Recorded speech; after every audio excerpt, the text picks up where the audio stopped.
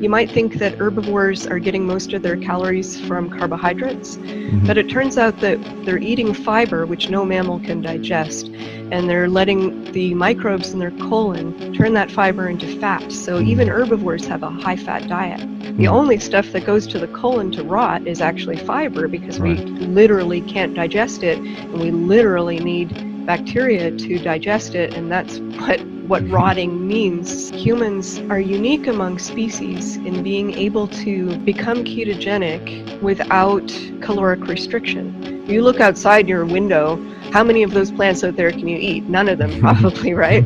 But we had a few that we found that didn't kill us, and we bred them extensively. But even those ones have some level of toxicity. It's just low enough that we can tolerate it. Body-mind empowerment. Get stronger, faster, smarter, quicker, friendlier, more helpful, more driven. Everything the body needs. Control your mind. Welcome to the Body Mind Empowerment Podcast. I'm your host Siim Lund, and our guest is Amber O'Hearn. She has a master's degree in computer science from the University of Toronto. She's the founder of leastauthority.com and ketaric.org. Her research includes experiments with ketogenic diets, and she follows an all-meat-based carnivore diet. Amber, I'm glad that you could make it to the show, and I'm very excited for you to have her here. Thank you very much. I'm excited to be here. You eat a diet that's based on mostly animal products, and can we maybe start off, why did you get started with something like that? Sure, yeah, it's not just based on meat, it's essentially only meat. I do drink coffee, and I've been known to have maybe a bite of cocoa or a pickle here and there, but that's very rare. I essentially eat only meat. I started on a more regular kind of low-carb diet, and I did that for 12 years before moving to this kind of diet, which I've been doing for about 9 years now. So I have a lot of experience with a low-carb diet that has vegetables in it, and maybe a little bit of fruit, and I found a lot of benefits for me personally in removing all those plants and just sticking to meat. So did you have any health issues or the weight issues that made you convert over to a all zero carb diet? Yes. So initially when I took on a low carb diet, I had been having weight issues, and the low carb diet resolved all of those for me. I was in my 20s. But then over time, I had had a couple pregnancies where I didn't lose all the weight, even on a low carb diet. And then I started even gaining more. And so I was very frustrated because I'd been researching about low-carb diets for a long time. They had already worked for me, and I knew a lot of the science behind it being healthy, and I couldn't figure out why the diet that I knew should be working wasn't working for me. And so at a certain point, I just got so frustrated. I saw some people online who were talking about going to a completely carnivorous diet, and I thought, well, I could try that for a little while, and maybe that will help, and then I can go back to the way I used to eat. So that's why I tried it. I had other health problems, but I didn't have any idea that they had a dietary connection. I had depression for a long time, ever since I was 20. Probably it started before. And what happened was when I tried this all-meat diet, all of my depression symptoms went away. And at first I thought maybe it was a coincidence, and I didn't know if it was going to stay. But as I continued the all-meat diet, my problems with depression never came back. So that's why I've continued all this time. Yeah, it's very interesting that a lot of people who tend to suffer from this kind of chronic inflammation symptoms and depression and anxiety and things like that, most of it has to do with the nutrition aspect. And as they maybe go through many of these elimination diets, they end up with only all meat diet, and that's the only thing that's gonna make them feel better. So I feel like that's what happened to you as well. You did a lot of experiments with different diets, and you ended up with all meat diet, an animal based diet. So, but what does the carnivore diet actually look like? How do you eat in a given day? Well, I tend to follow my hunger, and I don't usually eat in the morning, although if I feel like it, I will. But I typically have 2 meals a day, one around lunchtime and one in the early evening. And those can be the same thing or a different thing. They could be something that is more of a traditional breakfast here, like bacon and eggs, or they could be a steak or a burger or a pork chop. I do eat chicken and fish and oysters and seafood, but if it gets too lean, then I would be adding some fat. So like you use like butter or things like that? Yes, I used to use butter almost exclusively, but over the years, from cooking so much especially if you cook bacon in the oven or pork ribs or beef ribs, they yield so much fat. I started using the lard or the tallow from the things that I was cooking, and I've come to prefer that even over butter. But do you feel like, do you react negatively to these let's say like coconut oil or MCT oil? Have you tried those? I've definitely tried coconut oil and MCT oil because they're so ketogenic. And there was a time, I do drink coffee, and there was a time I thought it would be interesting to try the bulletproof style coffee with butter and coconut oil. What I find for me personally, I used to have rosacea where my face, certain things would make my face turn very hot and red. And then the hotness would go away, but the redness would stay for a really long time. Okay. And that was a chronic problem for me for a few years before I tried the zero carb carnivorous diet. And when I tried the carnivorous diet, that completely went away, the flushing, except for a very few things that will trigger it, and coconut oil is one of them. I don't know exactly what component it is in the coconut oil, but it could be the salicylates. It's definitely causing me inflammation, and if I'm seeing it on my face, who knows what else it's doing. So I mostly avoid that now. Has your symptoms gone better over the course of the years? Like, do you still suffer? Are you still very reactive to these allergens, or have you seen that maybe your gut or your immune system has managed to heal itself with this diet? Well, for the facial flushing, there's still a couple things that will do it. If I drink alcohol, my face will flush sometimes, especially if it's wine.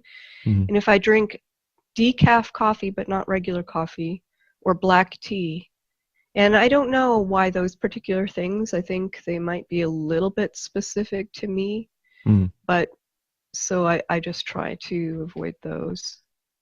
Yeah. But how do you like explain the kind of a diet to other people? It might be something very controversial and shocking even to. It is, and you know, it's hard to be around people without eating. Eating is such a fundamental social activity for people that you can't spend a lot of time getting to know someone before the truth comes out about your diet. And so I just tell them that it's improved my health if they ask about it, and just kind of follow their lead with questions. If they're not really interested, I don't give much of an explanation. And the more they ask, the more I tell them. Yeah, it's definitely something that's nothing to be ashamed of, because if it is the one thing that is improving your health, then you should do it, in a sense that you shouldn't follow a diet just if it's making you feel worse, just because you want to hold on to some sort of a dogma or idea. Where's the bee? And I also I've noticed that the carnivore diet has become very popular in social media as well over the past few, I don't know, months or half a year or something. And a lot of people are doing these zero carb experiments, and they're noticing quite a lot of improvements. Why do you think there is such an increase in popularity? Well, I think at a background level, the popularity was slowly increasing. As I said, it's been almost 9 years for me, and actually I began a little bit before that, but I had a brief interlude where I stopped, so I only count the 9 years. But it was very obscure and very little known until, well, a couple of websites have come up where people have shown their own personal stories. But I think the most significant factor is due to a fellow called Sean Baker, a doctor who is a great athlete as well, and he has taken on a carnivorous diet and has been tweeting about it in particular a lot, and organized some people to do what he called an N equals many experiment where he asked people to participate in trying a carnivorous diet and reporting what they found, which I think is absolutely great.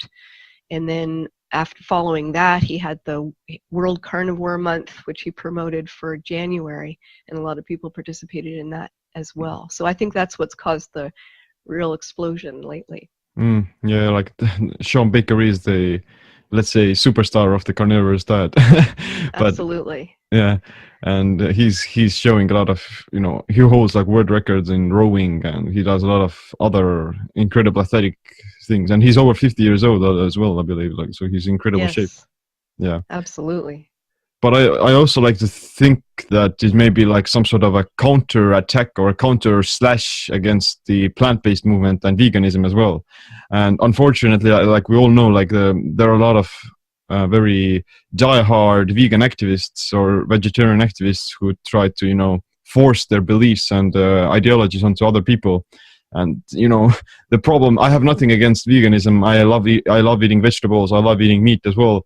But at the same time, like, the problem is that if you're trying to force someone to do something, then you can guarantee that they're going to try to do the opposite. And I feel like a lot of people who are doing like keto or the zero carb carnivorous diet, they're simply, backlashing at the vegan movement in a sense of trying to regain some sort of sovereignty and independence. Would you like to sample our vegan bacon? 100% meatless. There may be something to that. The interesting thing about veganism, and I have a lot of sympathy, I should say, for veganism because I was brought up vegetarian, and so I had a lot of bias growing up thinking that a plant-based diet was the best healthy diet as well. Mm-hmm. But the really active vegans seem to be motivated not so much by health, but by an ethical feeling about treatment of animals and the environmental concerns, mm-hmm. and the health concerns are actually maybe secondary for many of them. Not everyone. There are definitely people who still believe that veganism is the healthiest diet for a human. Mm-hmm. I don't think that's tenable at all given our historical record throughout our evolution. Mm-hmm. But people do believe that. But the difference is, like you said, because of this ethical component that goes with it, there is a big motivation for vegans to feel like it's not only their private choice, but they must impose it on other people. And that could definitely cause people who don't want to be vegans to say, well, actually, no, I'm not going to do that. I'm just making sure no one ever has to eat this. Yeah, like I totally agree with you. Like it's not a lot, like we mentioned earlier, like a lot of people tend to make their health suffer just because they're sticking to this one way of eating, and they're actually doing a lot of damage to their body. And yeah, like I'm also like I have a degree in anthropology, and I'm very interested in the evolutionary nuances of nutrition and ethics in general as well. And there is indeed a lot of evidence showing that one of the biggest contributing factors to the growth of our brain and cognition was that we started to cook and eat meats, and that gave us more calories. It decreased our gut size. It allowed our brain to increase, and there's this it's very correlated with that, and it's called, like, in anthropology, it's called the expansive tissue hypothesis. Do you know like any other similar findings that show a similar way that what kind of nutrition influenced our cognition? Yes, so the expansive tissue hypothesis doesn't even need cooking initially, because all we needed was access to fat. Our pre-human ancestors were herbivores, and herbivores, you might think, if you didn't study it, you might think that herbivores are getting most of their calories from carbohydrates, but it turns out that what they're doing is they're eating fiber, which no mammal can digest, and they're letting the microbes in their colon turn that fiber into fat. So even herbivores have a high-fat diet. Yeah. And like you said, in the expansive tissue hypothesis, what those researchers wanted to explain with the hypothesis is the fact that two things happened at the same time. Our brains grew very large, and our guts shrank tremendously. And the idea is that we didn't have enough energy to support the tissue of both all of that intestinal length and the brain at the same time. So we gave up much of our gut in order to support the brain. But the thing that a lot of people don't think about when they see this is that if you give up that intestinal tissue, you no longer have the ability to host enough microbes to get all your energy from fat that comes out of fiber. And in the Paleolithic environment, you couldn't get vegetable oils, and you couldn't get carbohydrate to a big extent because it was mostly tied up in very fibrous vegetables. Even the roots that we have today have a lot more available starch than we had then. And critically, if we didn't have fire, we wouldn't have been able to get most of even the glucose that was tied up there. So basically, the only real possible alternative was turning to meat to get animal fat directly for energy. And then at the same time, the meat had critical nutrients for brain growth that we can't grow a brain without. So for example, iron and iodine, certainly B12, vitamin A and D, selenium and choline, they're all critical for growing a brain with the cognitive abilities that we have. So it just doesn't make any sense at all to imagine humans developing without a great dependence on meat, even before cooking happened. Yeah, like you need those fat soluble vitamins, and even like children who are growing infants, if they drink like breast milk, then they're getting those fat soluble vitamins, and it comes to show that these are like very vital part for overall childhood development, brain development as well.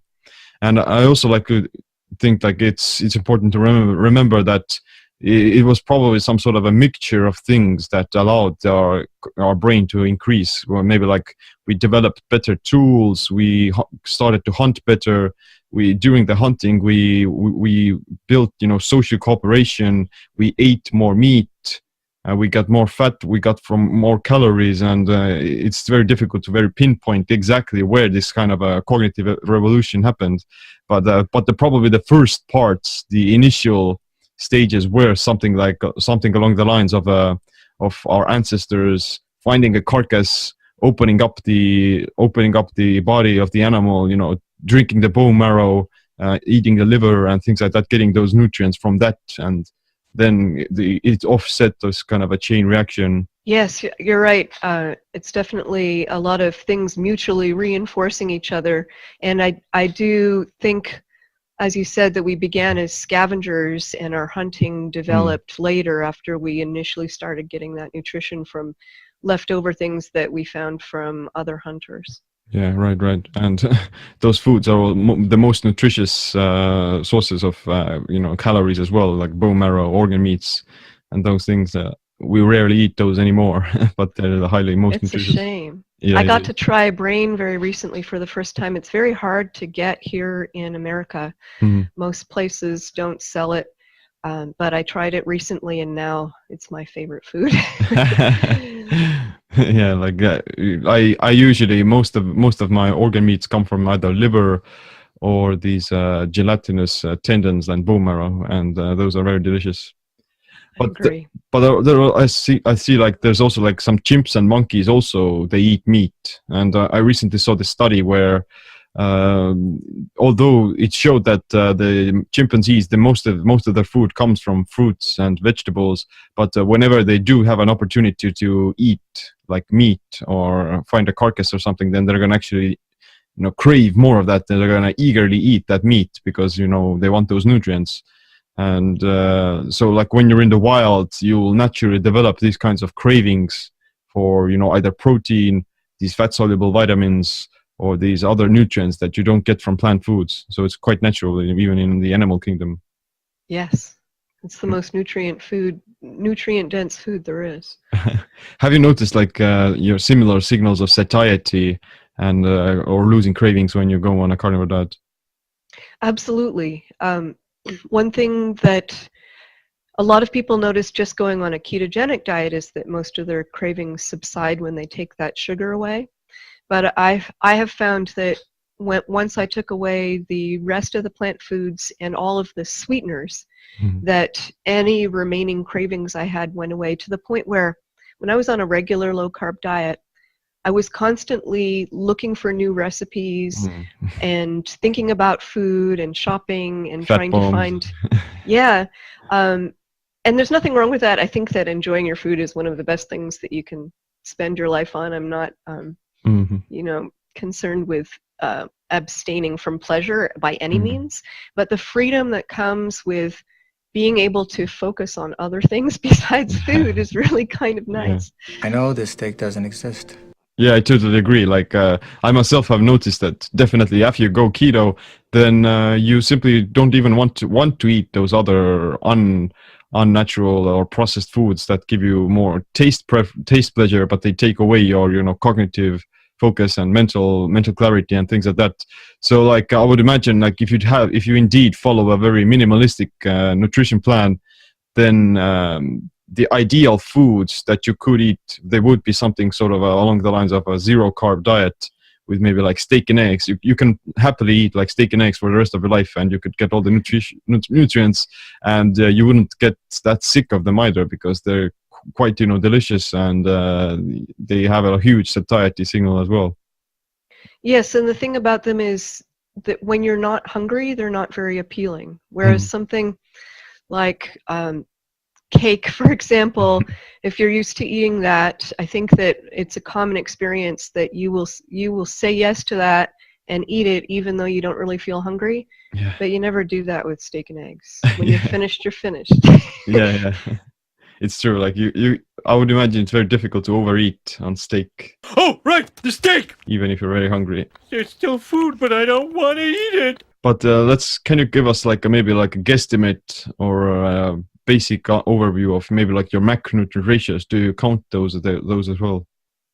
I don't on a regular basis. A few times I have wanted to just find out what it was like, just for interest.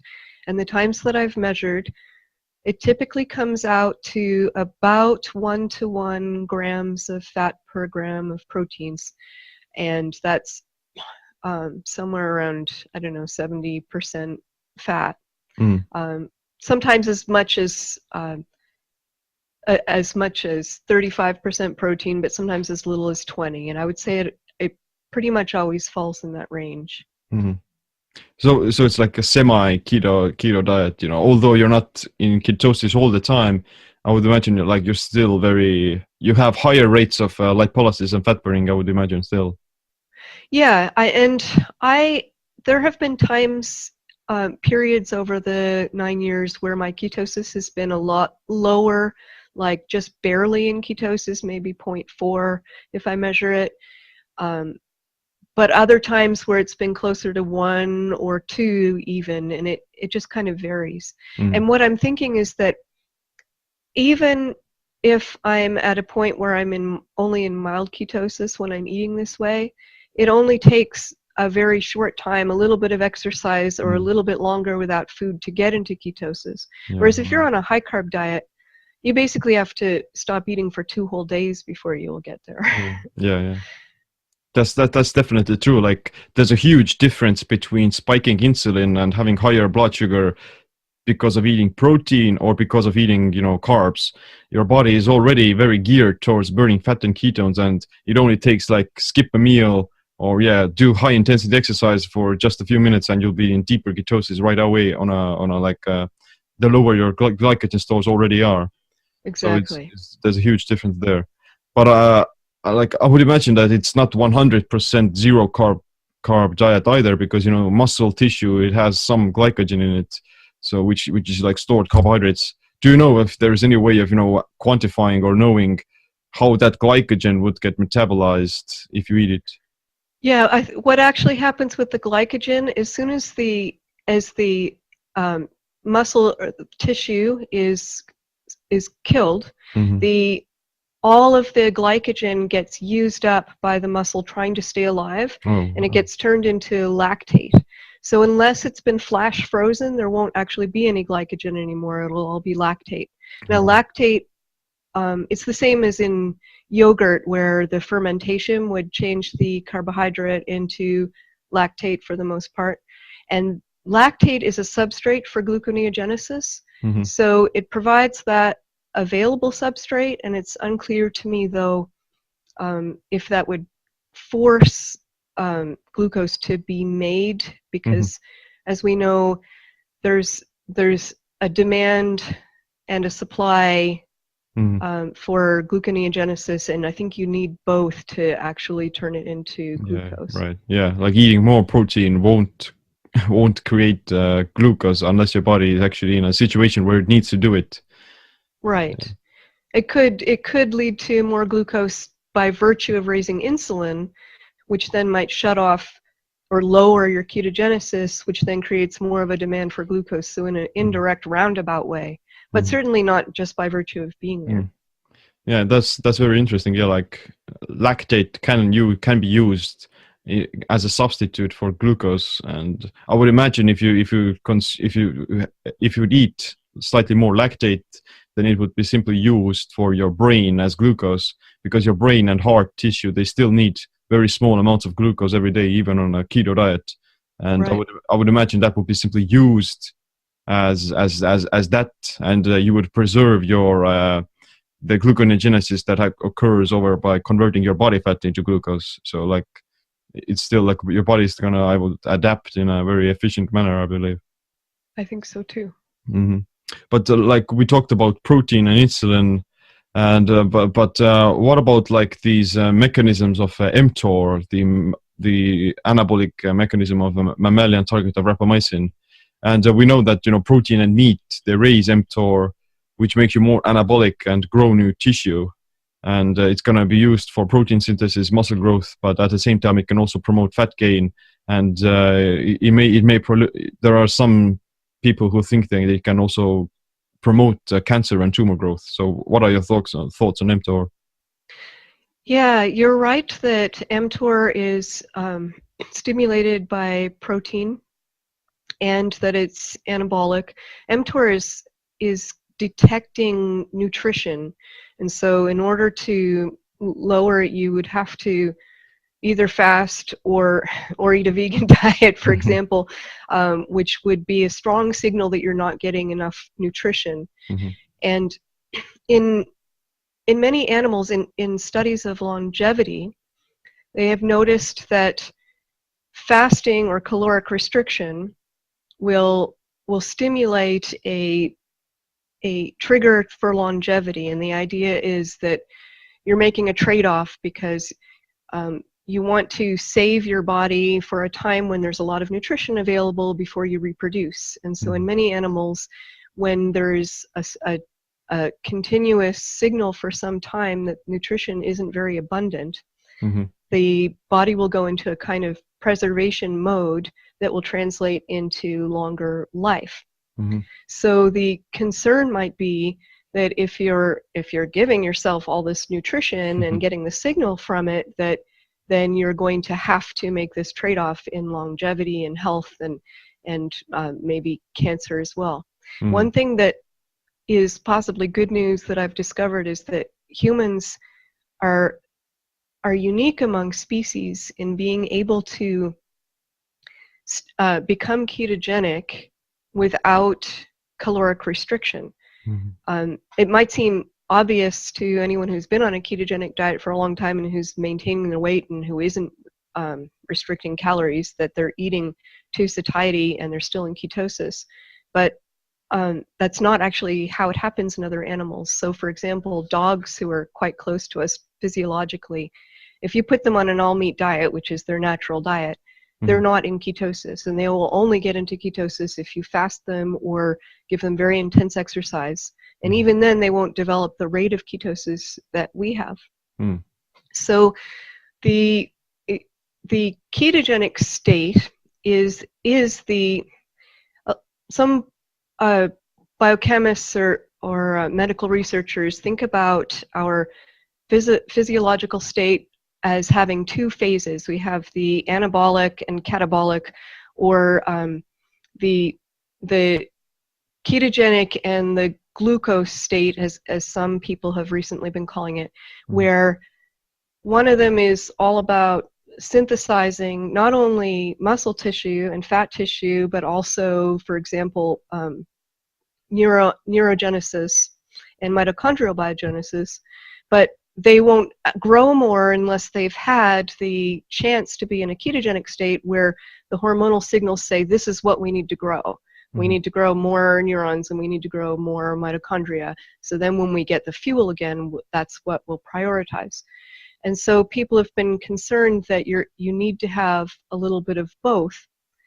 And in humans, we have this unique ability to be both ketogenic and fully protein replete at the same time. So my thinking on this is that if you are on a ketogenic diet most of the time, or in ketosis a lot of the time, then those pulses of protein aren't going to actually be detrimental the way they might be if you were in a constantly glucose state where you never have this chance to get the stimulus, to get the autophagy to tear things that aren't working as well down and give you a chance to rebuild in the way that you want. So I kind of think that this is the ideal situation, and that we definitely don't want to be without protein or at a limited level of protein in a chronic state, because I think that would be unhealthy. Yeah, I totally agree with you. Because mTOR isn't only raised by protein or meat. The biggest, or like insulin and carbohydrates, they also raise mTOR because they also signal the body that there's an abundance of nutrients. Insulin is a nutrient signaling hormone. And I would imagine a person who is eating a high carb diet, like they're eating bananas all day, they're constantly experiencing these spikes of insulin, then that's actually a much more dangerous or an anti-longevity signal, much more than eating like keto, because like you're raising insulin, you're signaling mTOR, and you're doing it more frequently.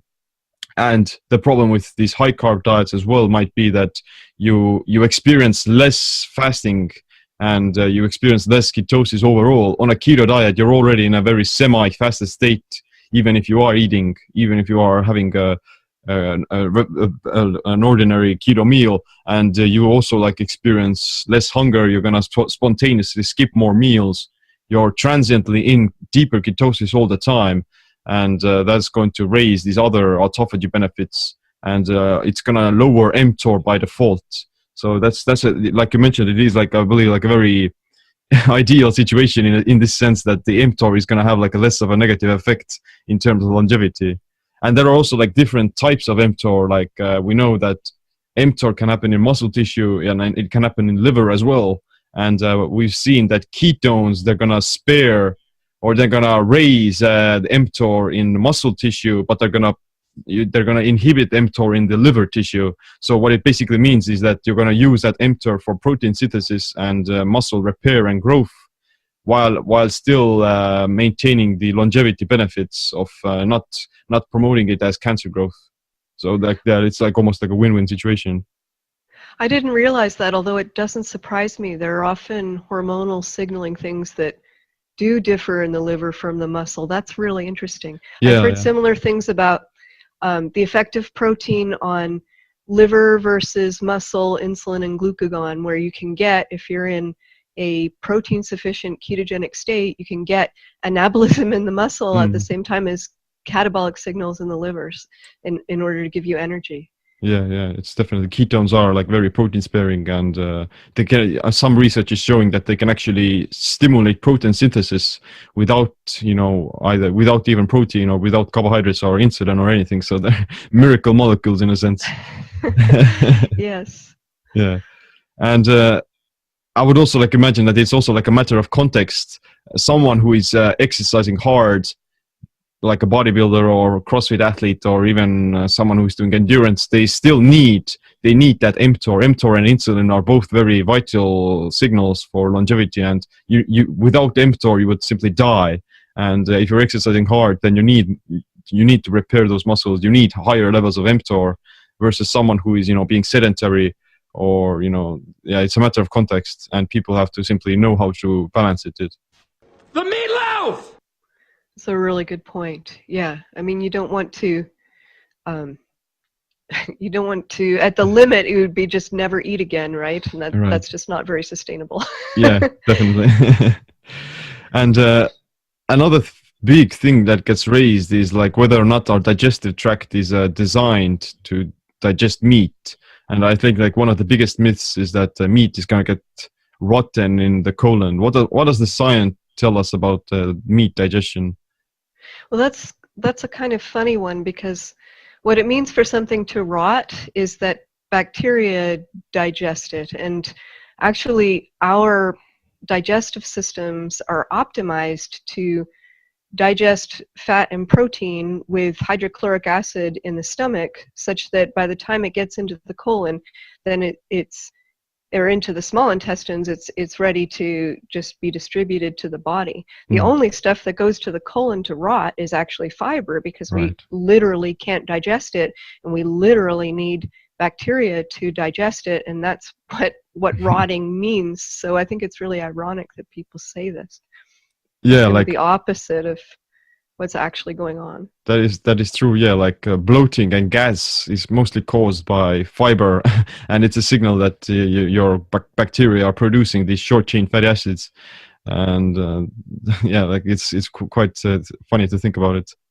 Completely. That's one of the biggest improvements. I did a survey of some people who had gone from a normal ketogenic, very low carb diet that included plants to a zero carb diet, and asked them a bunch of questions about what things changed. And one of the most consistent things was that almost everybody had some level of gas or bloating before zero carb, which completely resolved on zero carb. And it stands to reason, because really the source of all of that is bacteria fermenting the fiber. If you take away the fiber, it goes away. Many people actually are finding, if they have a serious digestive issue like Crohn's or IBS or colitis, that zero carb gives them complete remission.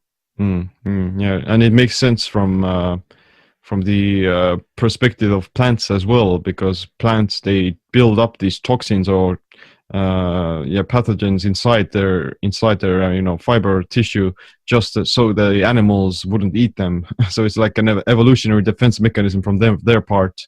And like people who like a hunter-gatherer who would eat some sort of a plant, then they would simply get sick and not eat it. So it's natural selection in a sense. But people in the modern world, they have access to these more plant foods more frequently as well.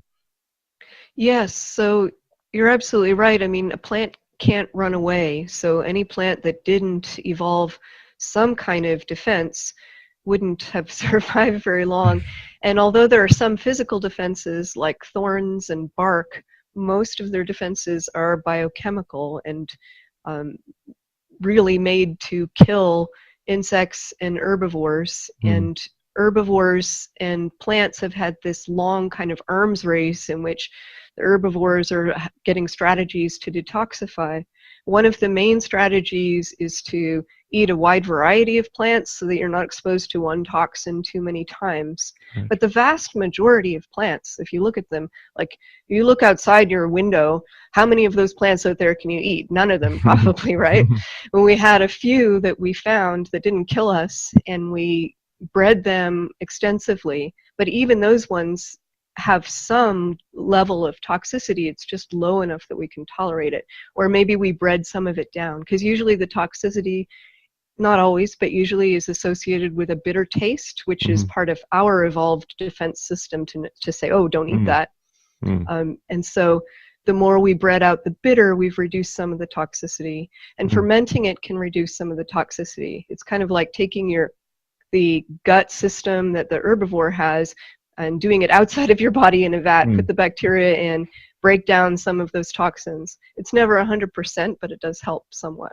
Yeah, it's funny that you mentioned that these plants that have these toxins, they're bitter, and bitterness is also in general is an indication that it's going to detoxify the liver. And what I would imagine is that we still know that there are some beneficial compounds in plants as well, like these polyphenols and flavonoids that have a longevity benefit, and they're going to boost the immune system. So maybe there's this sort of a small hormetic response in terms of consuming these polyphenols and making your liver and making your immune system more robust in a sense against these toxins, and it has like a small hormetic effect maybe.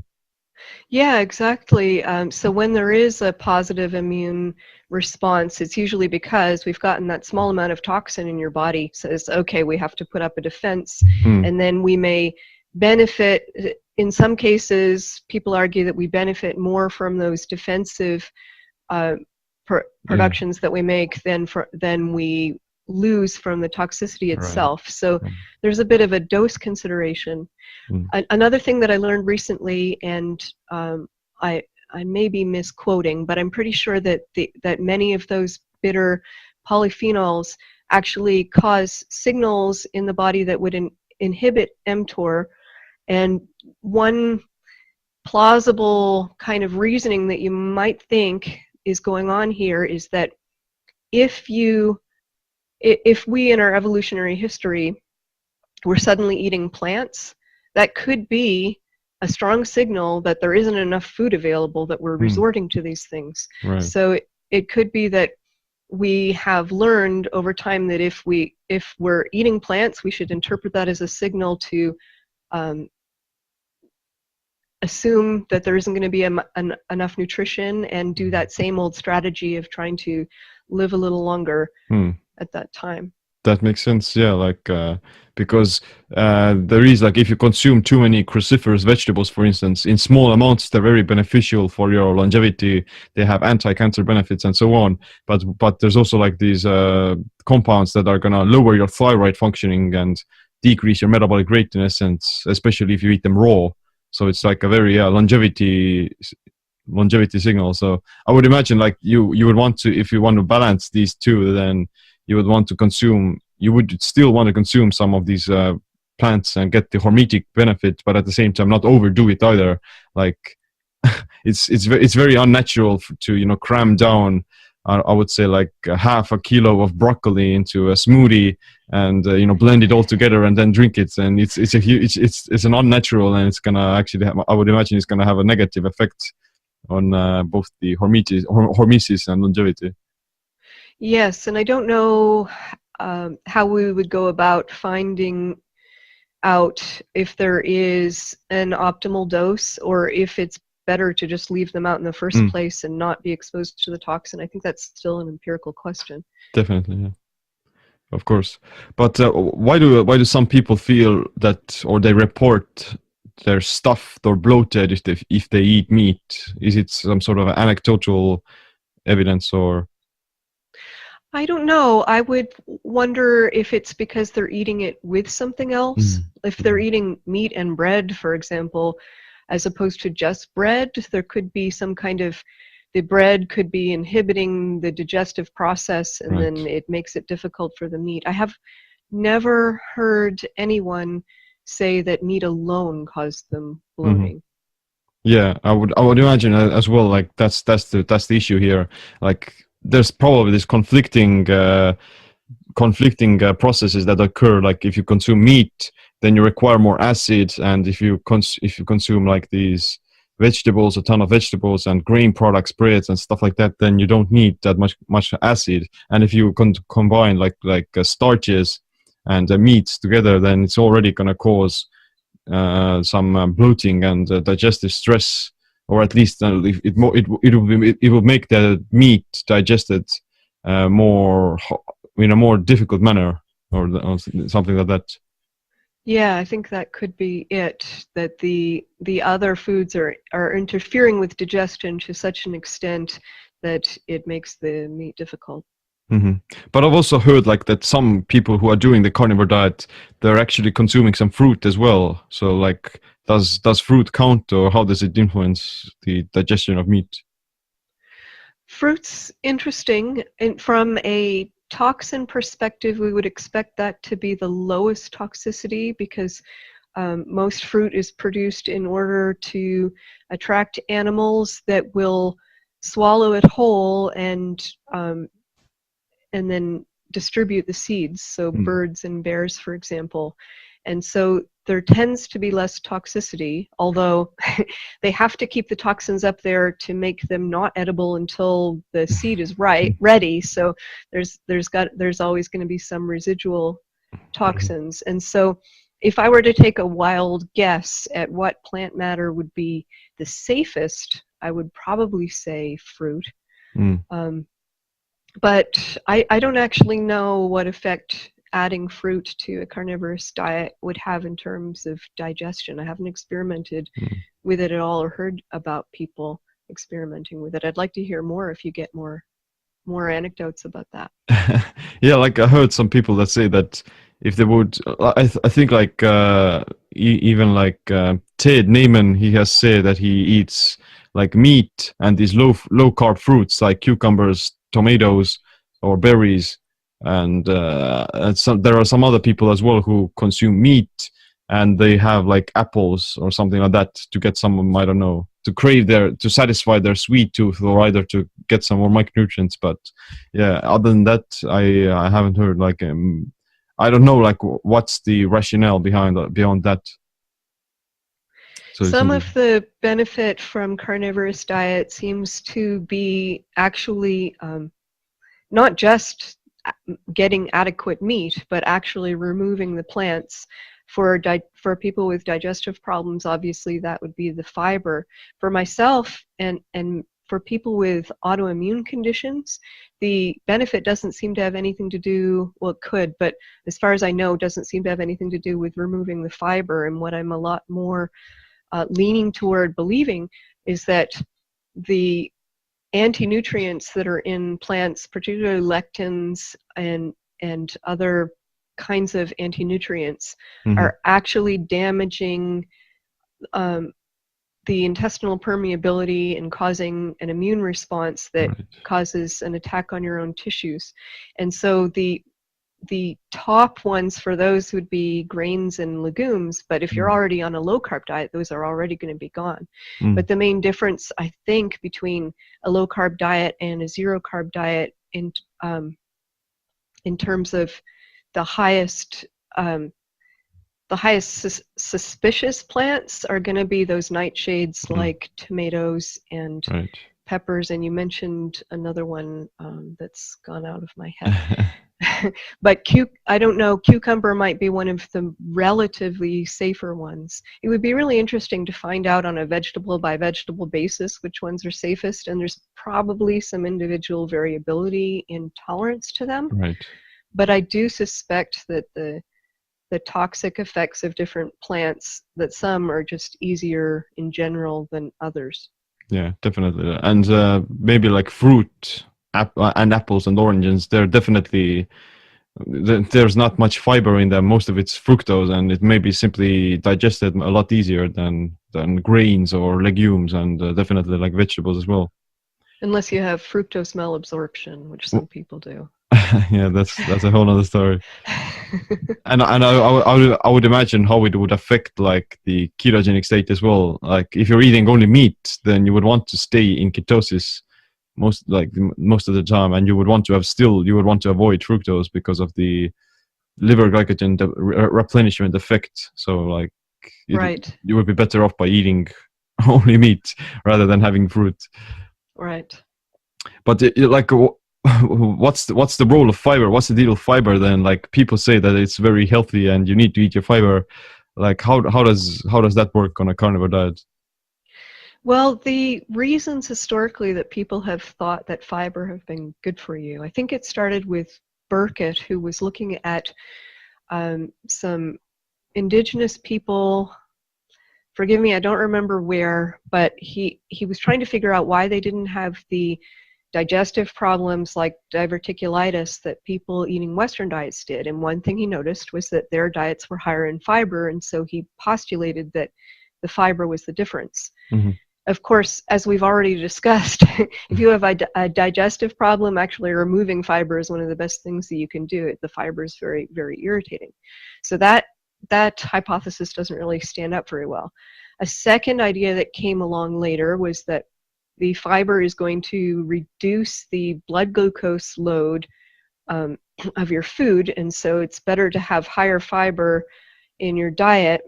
But the whole premise of that is that you're already eating a high carb diet. And so of course, if you replace some of the refined carbohydrates with fiber, then that's going to be better because you're not going to get as much glucose load. But for someone who's not eating a high carb diet, that hardly has no relevance, right?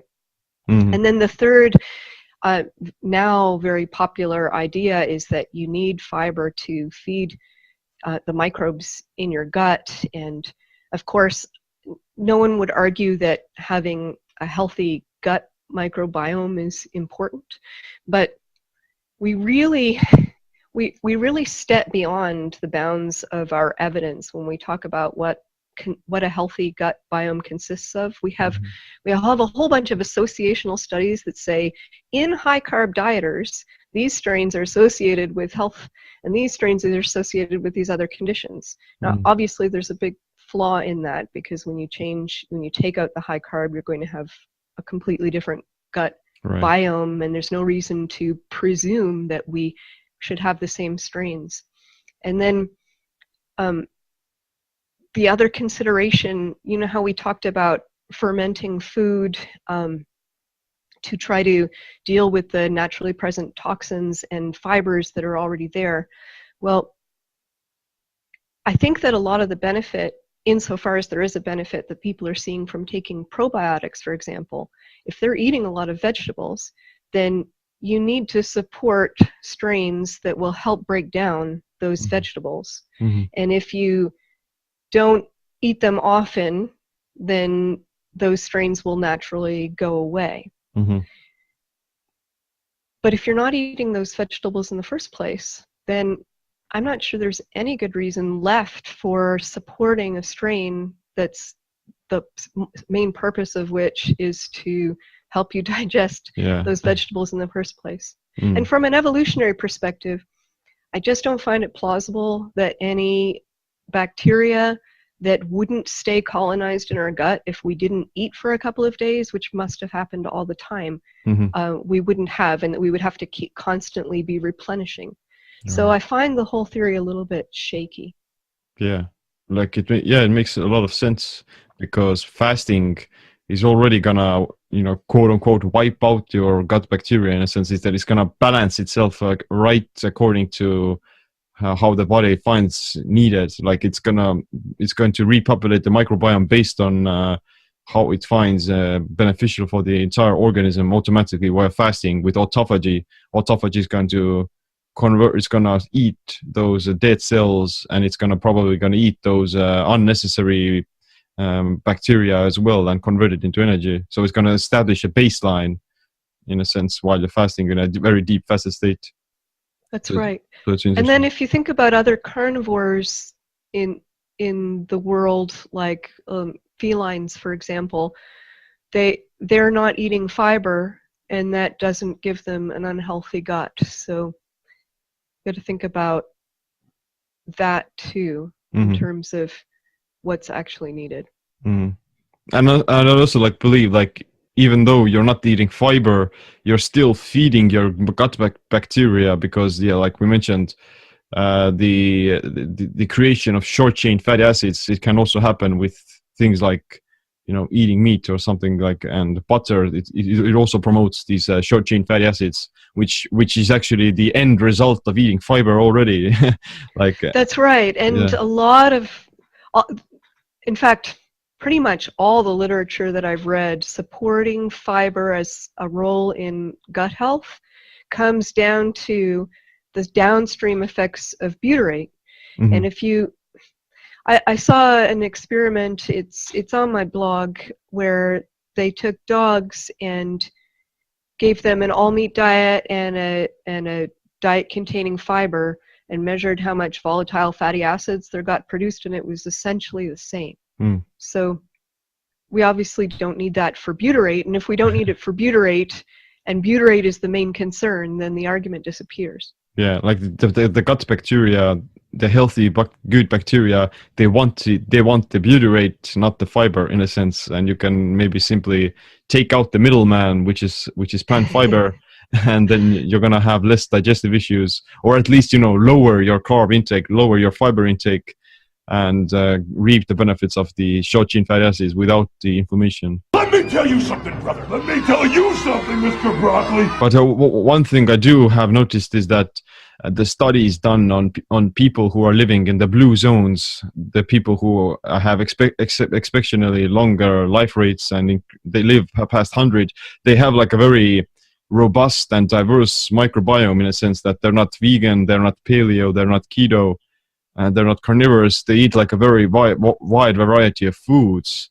and that's going to cause this sort of a random and also like a balanced microbiome, in a sense that their gut is simply, I would imagine that their gut has become very robust, in the sense that it's capable of digesting these variety of foods, and that's going to support the immune system, which is already located in the gut, and that's the reason why they have, they're stronger against these infections, and they may reap the benefits of improved health overall.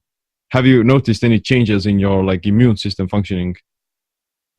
Yeah, I absolutely have. The first 8 years of the 9, I never got sick, except for one Christmas.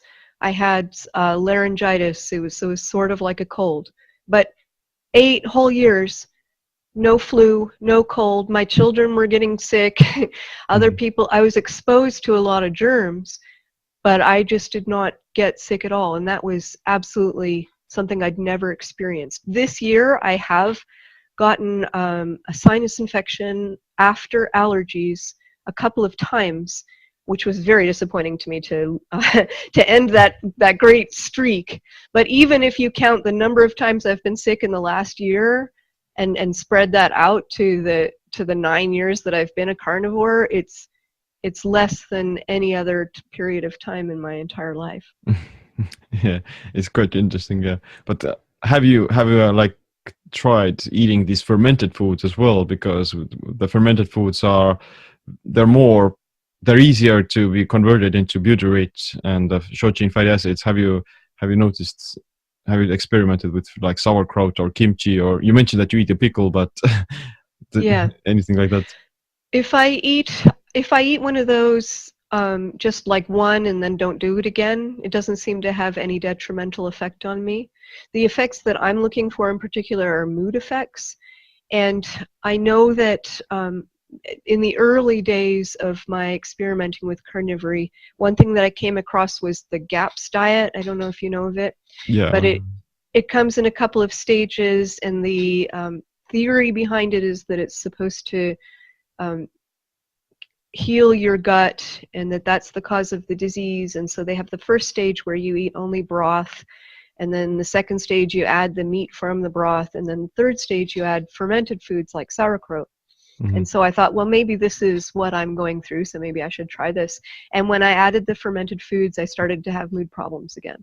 Mm-hmm. So that was a long time ago. I haven't tried it again recently, but my feeling is that fermented foods, that I still have some problem with fermented foods. It could be the histamines. That's something we haven't talked about, but there are biogenic amines in fermented foods and in aged foods. So hard cheeses and salami. And when we were talking about how my face would flush in response to coconut oil and decaf coffee, if I eat a lot of high histamine foods, the flushing will either start to come on its own or will come much quicker in response to other things. Okay. And so I think there may be a component of histamine intolerance in my particular issues that some people might also find interesting to look into. Wow, yeah, that's very interesting. Yeah, and so it's very, very individual based. But do you take any supplements, or are you getting all of your nutrients from just steak? Over the years, I've tried taking different supplements, but none of them really for a long time because I never really found any added benefit. And so right now I'm taking no supplements. I haven't for many months. Yeah, it comes to show that as well, like you can get more nutrients from animal products, because for someone to successfully do a vegan diet, then they would have to supplement a whole lot. Yeah, absolutely. Vegans have to be very careful, and I think it's only in the most recent few decades that you could even sustainably be a vegan because of access to certain nutrients that just wouldn't have been available in a packaged form until quite recently. Yeah, there never was an all vegan hunter-gatherer tribe or something that voluntarily went vegan in a sense. No, absolutely not. And I just don't think it could go across more than a generation without failure to thrive. Yeah, that's true. But where do you get your meat from in the sense, like how do you source it? When I first started out, I was in a much more compromised financial position, and so and I also didn't know a lot about meat, and so I just got all my meat from the conventional grocery store, and that was enough in and of itself to completely heal the problems that I was facing, and so I think that's a viable solution. Of course, the longer I've been eating this way, the more I care about the sources that I'm getting from being, first of all, sustainable from the point of view of the farmer and that treat their animals well, because I do actually care about animals, even though I do eat them. I don't think that those are in opposition. And also, I've come to believe that there can be advantages just from my own selfish perspective in meat that's been raised where the animals had more opportunity to be on pasture, getting sunlight and getting more of the natural range of nutrition that they evolved to get. So I these days I only buy eggs from hens that have been raised on pasture. I get a lot of my pork is pastured, and I'm more inclined to buy regular beef just because it's been very difficult to find pastured beef that is fatty enough for me. And I'm just not willing to buy a piece of steak that isn't marbled. Yeah, like I also believe like the grass-fed steak or wild game, it's gonna have less fat tissue because they're so lean, and you would want to have actually fattier pieces of meat when you're doing keto and things like that. And also like there's actually some trends where the grass-fed cow is actually gonna be fed. They're gonna be fed grass most of their life, and like a few months before they're gonna get slaughtered, they're gonna be fed like grains and corn in a sense to fatty them up and build up this marble in their fat tissue. So yeah, that's right. And yeah, it's not as different as they make it sound when they just say grass-fed and grain-fed. That's really quite misleading. And that I don't think that necessarily feeding cattle for the last couple months on grain to make them fat is necessarily a bad thing. And if it creates a better product for us, and we do need the fat, then that's the right thing to do. Yes, and it probably doesn't have like any negative side effects in terms of hormones or other micronutrients.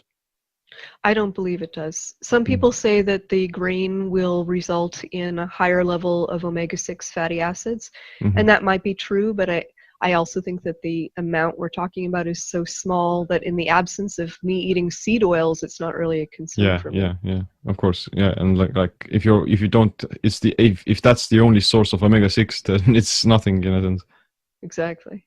But what about how do you go about explaining the environmental issues of eating meat? That's one of the biggest main points of veganism, and that we should go on a plant-based diet because we can't sustain the planet with animal products.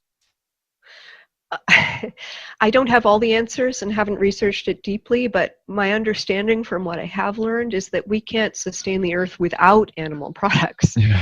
There's all this land that we cannot possibly use for crops that livestock can be raised on. There is all this fibrous material, grass, all over the planet that we cannot use for food, but cattle can, and they turn it into a higher quality. Well, they Right. turn it into something we can eat in the first place. Right. And so I'm inclined to think that it's exactly the opposite, that we have no chance of feeding the world unless we make use of cattle and other Right. ruminants and pigs. Yeah, it's true, like that the cattle is going to produce better manure, better, it's going to improve soil quality, which itself is going to allow for better plants and vegetation as well. Because if you were to create this sort of a closed system of only plant products and things like that without cattle or without predation in nature, then you would simply it would develop into a wasteland unless you start to artificially use different GMOs, different pesticides and things like that. So it's gonna be a lose-lose situation. You need both. You need to have like a balance of raising the cattle and then using it for vegetation as well. So it's in nature. It's like a natural system where everything is connected, and everything is like a vital component. You're absolutely right. The planet as we found it when we awakened was already teeming with animals on the grasslands that were a vital part of the ecosystem. And in fact, people complain about cattle releasing carbon dioxide, but actually the carbon gets put back into the soil by those animals. Right. Yeah, that's very interesting. Yeah, but at the same time, I think like it would be very difficult for the entire planet to go on a carnivore diet, or also like there's definitely like it's not gonna be the perfect diet for everyone, and everyone they don't need to do it either. So like, who would you recommend someone to try it out?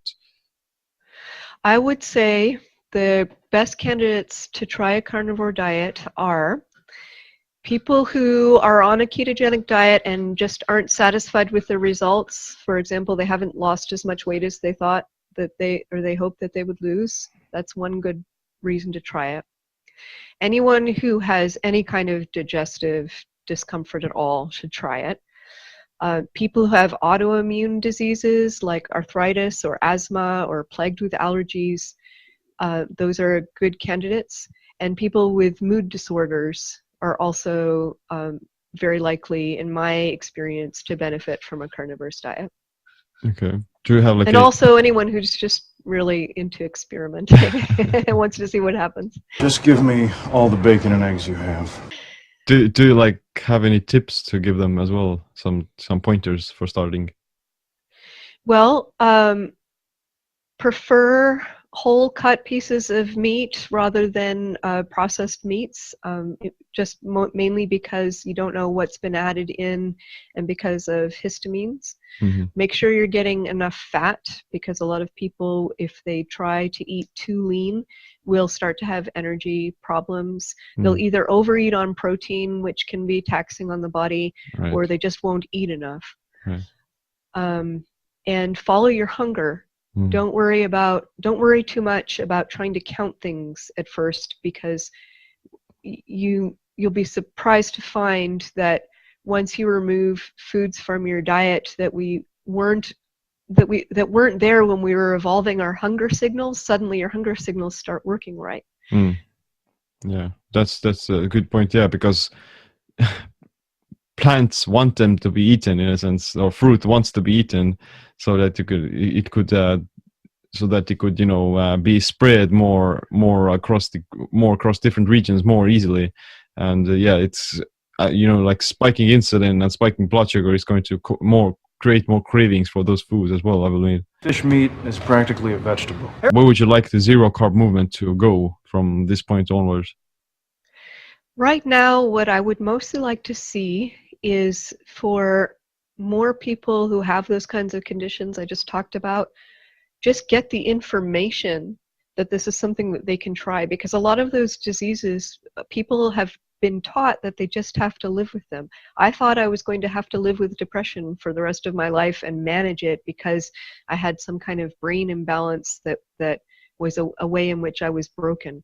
And that turned out not to be the case. There are other people who are in crippling pain all the time who don't have to be. So my first wish is that people hear about it so they have an opportunity to try it.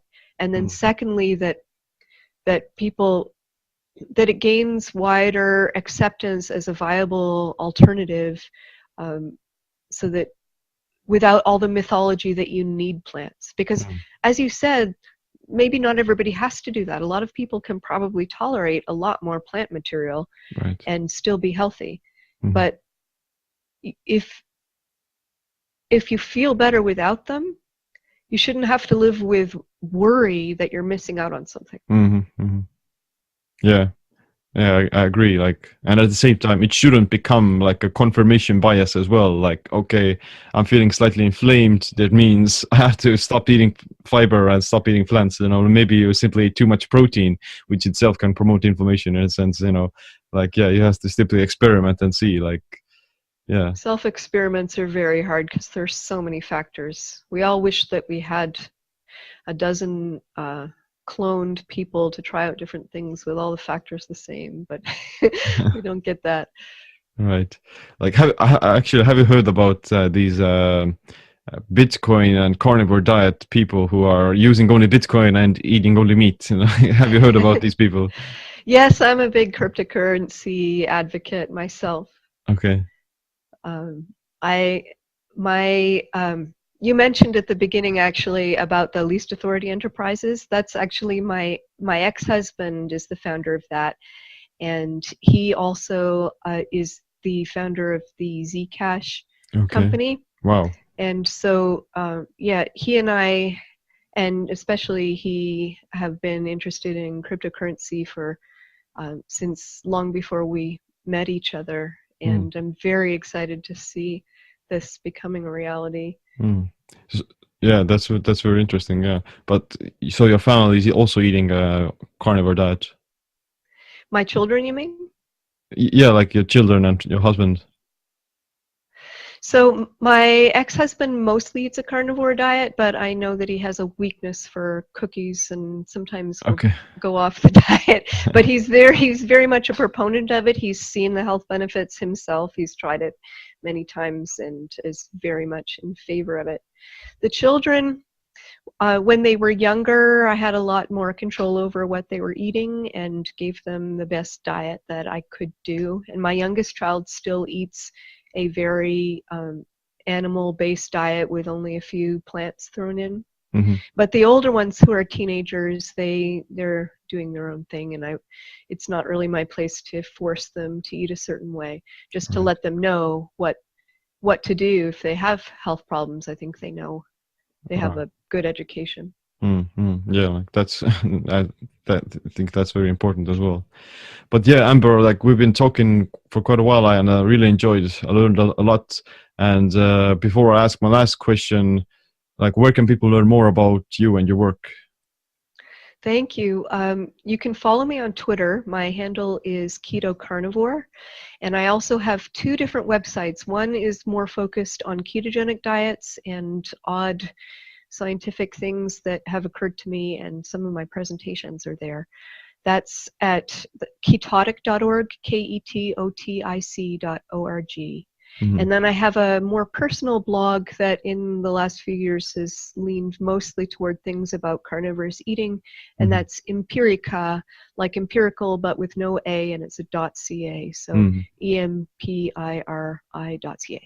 Awesome. Yeah, we'll leave all the links to the show notes. And my last question is like, what's this one piece of advice or a practice that you wish you'd adopted earlier that improved your body and your mind? Well, other than carnivorous eating, it's completely changed my life. So there's nothing bigger than that. Okay. So that's your answer then? Yes. Okay. Well, yeah, yeah. Indeed, like it has definitely shown probably it has helped a lot of other people, I believe, as well. Give me all the bacon and eggs you have. But Amber, thanks for coming onto the show. Like, I definitely really enjoyed talking to you, and I learned a lot about not only nutrition but human physiology and evolution in general. So I really appreciate it. Thank you, Sim. It was a great pleasure. Okay, thank you.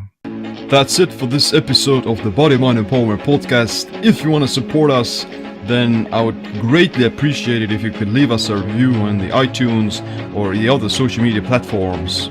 Definitely check out the show notes for the topics that we discussed in this episode. Thanks for listening. My name is Sim. Stay tuned for the next episode. Stay empowered.